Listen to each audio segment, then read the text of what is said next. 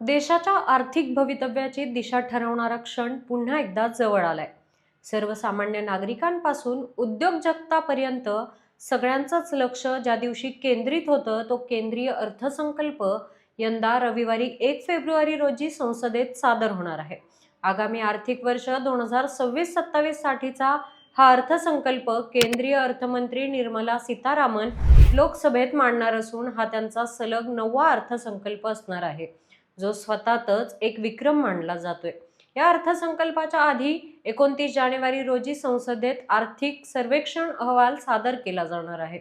हा अहवाल म्हणजे देशाच्या अर्थव्यवस्थेचा आरसा मानला जातो. गेल्या एका वर्षातील आर्थिक स्थिती, विकास दर, रोजगार, महागाई, गुंतवणूक, जागतिक घडामोडींचा परिणाम आणि पुढील काळातील संधी व आव्हाने यांचा सविस्तर आढावा या अहवालात घेतला जातो.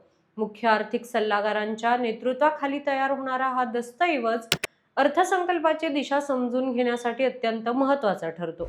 यंदाच्या अर्थसंकल्पाकडून मध्यम वर्ग, शेतकरी, युवक आणि उद्योग क्षेत्राला मोठ्या अपेक्षा आहेत. महागाई नियंत्रण, रोजगार निर्मिती, पायाभूत सुविधा, कर सवलती आणि आर्थिक स्थैर्य या मुद्द्यांवर सरकार काय निर्णय घेते याकडे संपूर्ण देशाचं लक्ष लागलंय. जागतिक आर्थिक अनिश्चिततेच्या पार्श्वभूमीवर भारताची अर्थव्यवस्था अधिक सक्षम कशी होईल याचे संकेत या अर्थसंकल्पातून मिळण्याची शक्यता आहे.